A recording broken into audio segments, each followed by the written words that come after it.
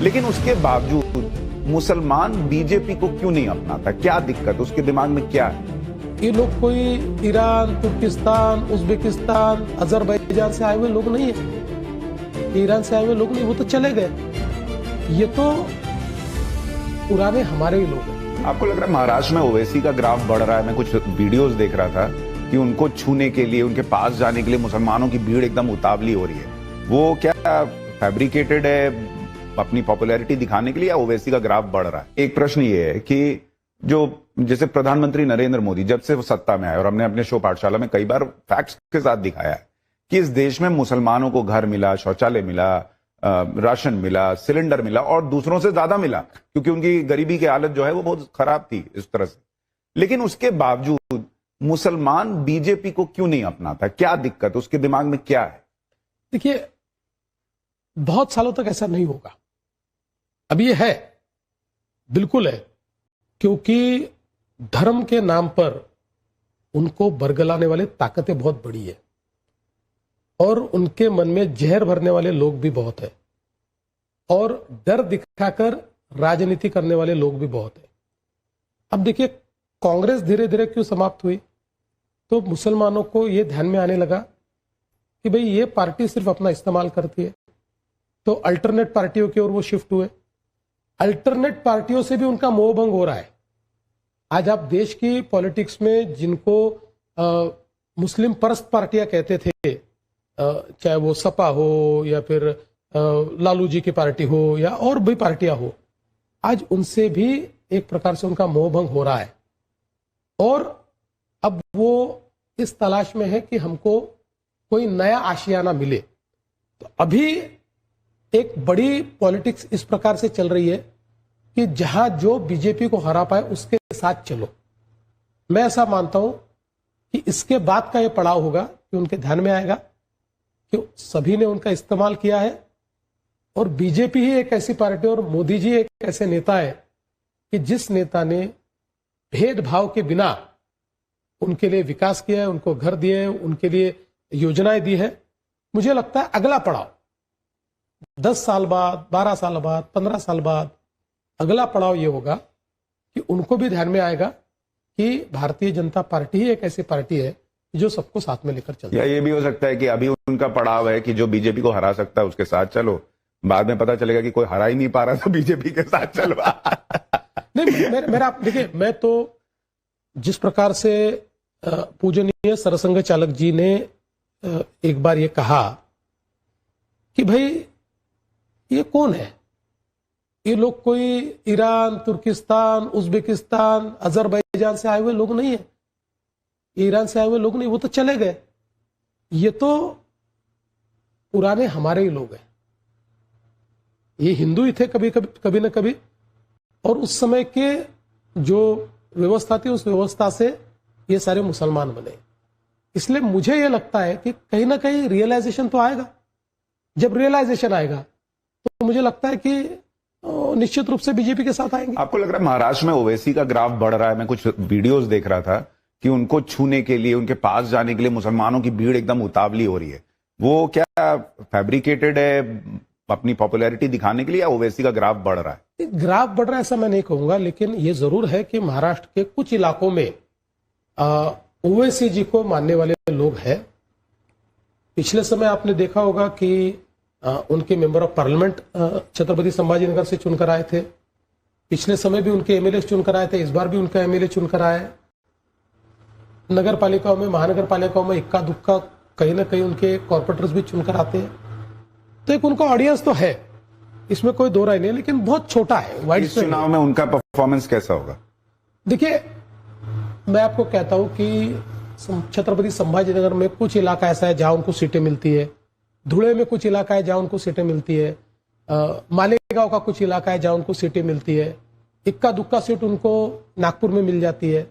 इससे ज्यादा कोई उनका परफॉर्मेंस नहीं होगा। तो फिर जब इतना कोई परफॉर्मेंस नहीं है, अभी बड़ी चर्चा हुई कि आपने एक जगह एआईएमआईएम से भी गठबंधन कर लिया, एक जगह आपने कांग्रेस से भी कर लिया, कांग्रेस ने नाराज होकर अपने कॉर्पोरेटर्स निकाले तो आपने कहा तुम मेरे पास आ जाओ। मतलब बीजेपी की वैचारिक शक्ति जो थी कि भाई हम इस सोच से चलते हैं, वो कहां है कि किसी से भी जुड़ जा रहे हैं? पहली बात तो AIMIM को साथ में लेना ये हमको मंजूर नहीं है और एकदम गलत है।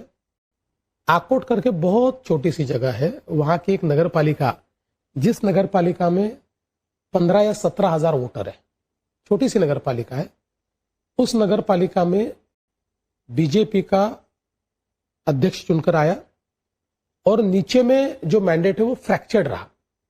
तो वहां पर हम और एनसीपी साथ में आए और हमने यहाँ पोस्ट पोल आप नगर पालिकाओं में अलायंस करके उसको रजिस्टर कर सकते हैं, तो हमने वो रजिस्ट्रेशन किया। तब हमारे ध्यान में आया कि राष्ट्रवादी ने MIM के 4 लोगों के साथ रजिस्ट्रेशन किया है, तो ऑटोमेटिक हमारे रजिस्ट्रेशन का पार्ट वो हो गए। तो जैसा हमारे ध्यान में आया तो हमने तुरंत उस पर कार्रवाई की, उस गठबंधन से हम बाहर निकले और हमारे जिस बहुत पुराने हमारे 6 टर्म के MLA है वो, उन्होंने ऐसी गलती क्यों की मुझे पता नहीं, हमने उस MLA को सस्पेंशन का नोटिस दे दिया कि भाई ये हमको मंजूर नहीं है, हमने उसको सस्पेंशन का उनको नोटिस दिया। और कांग्रेस के साथ जहां तक अंबरनाथ का सवाल है, अंबरनाथ में अध्यक्ष हमारा चुनकर आया, हमारे सामने वहां शिवसेना थी, हमारे साथी थे, हम एक दूसरे के खिलाफ लड़े।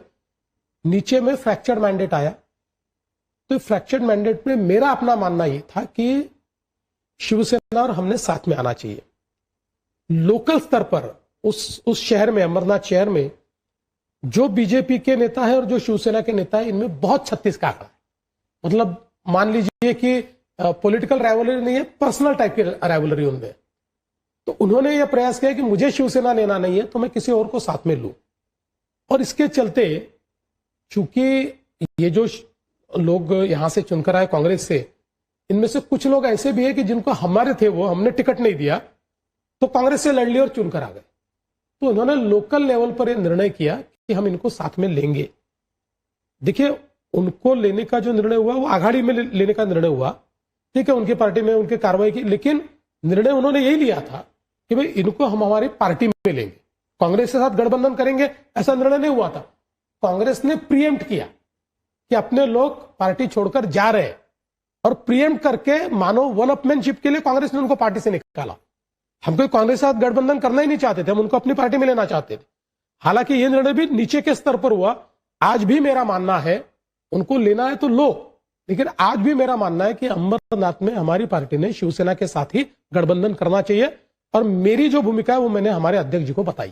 क्योंकि देखिए, ये कहा जा रहा है कि बीजेपी सत्ता के लिए कुछ भी कर रही है, और अभी आपने देखा होगा कल ममता बनर्जी पहुंच गई बंगाल में, ईडी की रेड पड़ रही है, उन्होंने ईडी पे रेड मार दी और फाइल वाइल लेकर चली आई। बंगाल में आपको लग रहा है कि ममता बनर्जी एक बड़ा चैलेंज है जिसको आप लोग पार नहीं कर पा रहे? देखिए, मुझे ऐसा लगता है कि ममता बनर्जी ये बंगाल की परिस्थितियां बिगड़ रही है।